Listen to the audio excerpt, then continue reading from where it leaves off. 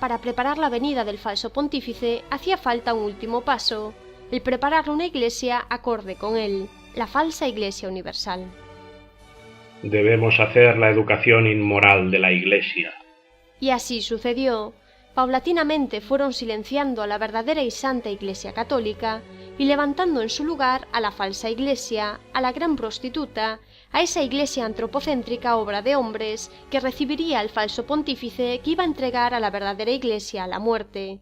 De este modo, comenzaron a vender una fe muy agradable al gusto, pero amarga en sus consecuencias eternas, fundamentada en una doctrina falsa que huye de la verdad establecida por Dios, que tacha el sufrimiento, el sacrificio, la cruz y el pecado como cosas del pasado que hay que ir superando, que comprenda al ser humano o que eso diga, y que habla únicamente de sus problemas temporales, propiciando y buscando como su única meta un mundo más feliz, porque en definitiva, ¿quién no quiere un mundo feliz?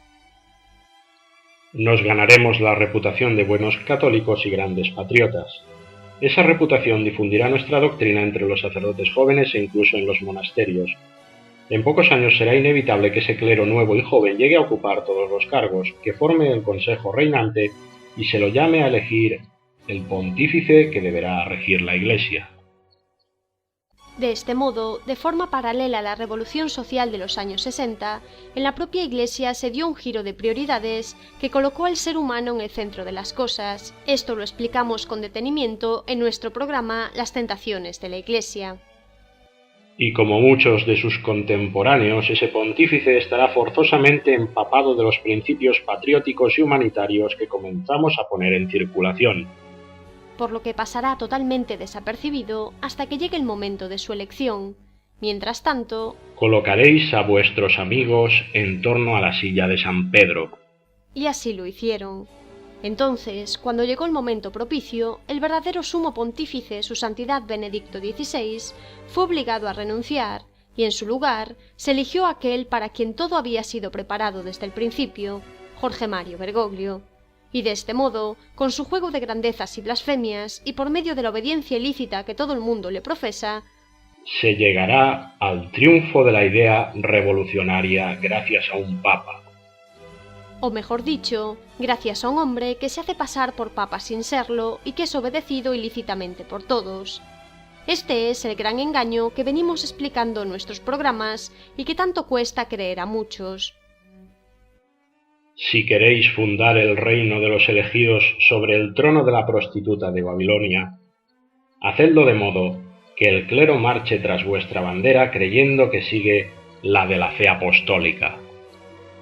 Pese a la evidencia de los hechos, muchos nos acusan porque osamos alzar nuestra voz contra Jorge Mario Bergoglio, a quien siguen considerando papa sin serlo realmente, y declaran que estamos pecando gravemente cuando esto no es así.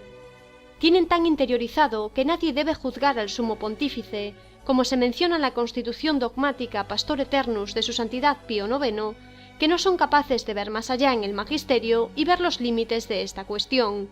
El pasaje en cuestión afirma lo siguiente: el juicio de la sede apostólica, de la cual no hay autoridad más elevada, no está sujeto a revisión de nadie, ni a nadie le es lícito juzgar acerca de su juicio, y por lo tanto se desvían del camino genuino a la verdad quienes mantienen que es lícito apelar sobre los juicios de los romanos pontífices a un concilio ecuménico, como si éste fuese una autoridad superior al romano pontífice. El considerar que el sumo pontífice no puede ser juzgado por nadie no proviene solo del Concilio Vaticano I, ya que la propia tradición de la Iglesia ha enseñado lo mismo desde los primeros siglos, y nosotros jamás lo hemos discutido. Sin embargo, quienes nos acusan de atrevernos a juzgar al sumo pontífice cuando nadie puede hacerlo, pasan por alto la excepción que marca el propio magisterio. Ya en el decreto de Graciano, parte 1, distinción 40, capítulo 6, escrito a principios del siglo XII, el monje recuerda a San Bonifacio, arzobispo de Mayence, lo siguiente: las culpas del Papa nadie presuma entre los mortales poner de manifiesto, porque el que ha de juzgar a todos no debe ser juzgado por ninguno, a no ser que sea sorprendido desviado del recto camino de la fe. y el propio Papa, su Santidad Inocente III, que estuvo en el trono de San Pedro a finales del siglo XII y principios del siglo XIII, en uno de sus sermones afirma lo siguiente: «Me es tan necesaria la fe, que siendo así que sólo Dios puede juzgarme de los demás pecados, por el solo pecado que pudiera cometer contra la fe, podría ser juzgado por la Iglesia». Para que quede más clara esta excepción pronunciada por el Papa Inocente III, acudamos a los puntos 2088 y 2089 del Catecismo de la Iglesia Católica, donde encontramos lo siguiente: Hay diversas maneras de pecar contra la fe. La duda voluntaria respecto a la fe descuida o rechaza tener por verdadero lo que Dios ha revelado y la Iglesia propone creer. La duda involuntaria designa la vacilación en creer, la dificultad de superar las objeciones con respecto a la fe, pero también la ansiedad suscitada por la oscuridad de ésta. Si la duda se fomenta deliberadamente, puede conducir a la ceguera del espíritu. La incredulidad es el menosprecio de la verdad revelada o el rechazo voluntario de prestarle asentimiento. Se llama herejía la negación pertinaz, después de recibido el bautismo, de una verdad que ha de creerse con fe divina y católica, o la duda pertinaz sobre la misma. Apostasía es el rechazo total de la fe cristiana. Cisma es el rechazo de la sujeción al sumo pontífice o de la comunión con los miembros de la Iglesia a él sometidos. El Catecismo Mayor de San Pío X es más claro en estas últimas definiciones, que encontramos en los puntos 229, 230 y 231. Herejes son los bautizados que rehúsan con pertinacia creer alguna verdad revelada por Dios y enseñada como de fe por la Iglesia Católica, por ejemplo los arrianos, los nestorianos y las sectas protestantes. Apóstatas son los que abjuran, esto es, niegan con acto externo la fe católica que antes profesaban. Cismáticos son los cristianos que, sin negar explícitamente ningún dogma, se separan voluntariamente de la Iglesia de Jesucristo, esto es, de sus legítimos pastores. Santo Tomás de Aquino, doctor de la Iglesia del siglo XIII, expresó en su comentario sobre la epístola a los Gálatas lo siguiente: Habiendo peligro próximo para la fe, los prelados deben ser argüidos públicamente por los súbditos. Así, San Pablo, que era súbdito de San Pedro, le argüyó públicamente. Y el propio apóstol San Pablo, en el segundo capítulo de su carta a los Gálatas, versículos del 7 al 18, narra en primera persona el hecho que le llevó no solo a contradecir, sino a amonestar públicamente al primer sumo pontífice de la historia, al apóstol San Pedro. Viendo que me había sido confiada la evangelización de los incircuncisos, al igual que a Pedro la de los circuncisos, pues el que actuó en Pedro para hacer de él un apóstol de los circuncisos actuó también en mí para hacerme apóstol de los gentiles, y reconociendo la gracia que me había sido concedida, Santiago, Cefas o Pedro y Juan, que eran considerados como columnas, nos tendieron la mano en señal de comunión a mí y a Bernabé. Nosotros nos iríamos a los gentiles y ellos a los circuncisos, solo que nosotros debíamos tener presentes a los pobres, cosa que he procurado cumplir con todo esmero. Mas cuando vino Cefas, Pedro, a Antioquía, me enfrenté con él cara a cara, porque era digno de reprensión, pues antes que llegaran algunos del grupo de Santiago, comía en compañía de los gentiles. Pero una vez que aquellos llegaron, se le vio recatarse y separarse por temor de los circuncisos, y los demás judíos le imitaron en su simulación, hasta el punto de que el mismo Bernabé se vio arrastrado por la simulación de ellos.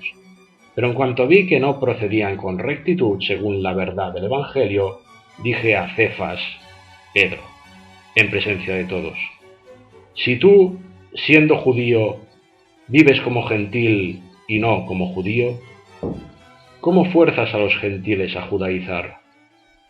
Nosotros somos judíos de nacimiento y no gentiles pecadores, a pesar de todo, conscientes de que el hombre no se justifica por las obras de la ley, sino sólo por la fe en Jesucristo, también nosotros hemos creído en Cristo Jesús, a fin de conseguir la justificación por la fe en Cristo, y no por las obras de la ley, pues por las obras de la ley nadie será justificado. Ahora bien, si buscando nuestra justificación en Cristo resulta que también nosotros somos pecadores, ¿estará Cristo al servicio del pecado? De ningún modo, pues si vuelvo a edificar lo que una vez destruí, a mí mismo me declaro transgresor. Con todo esto queda claro que si bien es cierto que siempre se ha enseñado que nadie puede juzgar al sumo pontífice por sus pecados personales, también lo es que desde tiempos apostólicos se tuvo presente que cuando hay un peligro para la fe, no solo es legítimo contradecir incluso públicamente al sumo pontífice, sino que es necesario que se haga. Cuando afirmamos una y otra vez en nuestros programas que no se debe obedecer al falso profeta Jorge Mario Bergoglio, porque actúa contra la fe y solo siembra confusión entre los fieles, no obramos arbitrariamente, sino amparados en 2000 años de magisterio de la Santa Iglesia Católica, magisterio que exhortamos que se crea, que se siga y que se aplique hasta su última coma. Y de esta forma, por medio de dicho magisterio y no por opiniones personales, vamos a dar respuesta a la pregunta que planteábamos antes. ¿Qué sucedería si un papa define un dogma contrario a la fe católica? ¿Estaríamos obligados a creerlo y seguirlo bajo pena de excomunión como el resto de los dogmas? Veíamos que el Espíritu Santo no permitió que se definiesen dogmas nuevos desde 1950, salvaguardando así la integridad dogmática al impedir que los nuevos errores difundidos desde los años 60 se quedaran impresos en el tesoro de la fe. Pero si aún así se da el caso que en el futuro Jorge Mario Bergoglio define doctrinas propias, doctrinas heréticas, doctrinas de hombres, simplemente por ese hecho perdería automáticamente la infalibilidad, ya que estaría actuando en contra del mismísimo Espíritu Santo que da consistencia a la infalibilidad.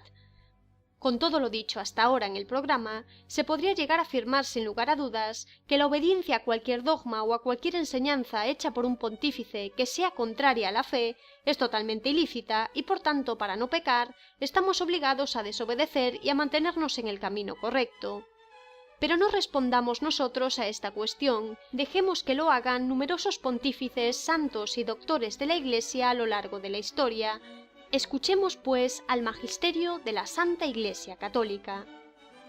San Roberto Bellarmino, doctor de la Iglesia del siglo XVI, afirma en su obra De Romano Pontífice, libro 2, capítulo 29. Así como es lícito resistir al pontífice que agrede el cuerpo, así también es lícito resistir al que agrede a las almas, o que perturba el orden civil, o sobre todo a aquel que tratase de destruir a la Iglesia. Es lícito resistirle no haciendo lo que manda, e impidiendo la ejecución de su voluntad.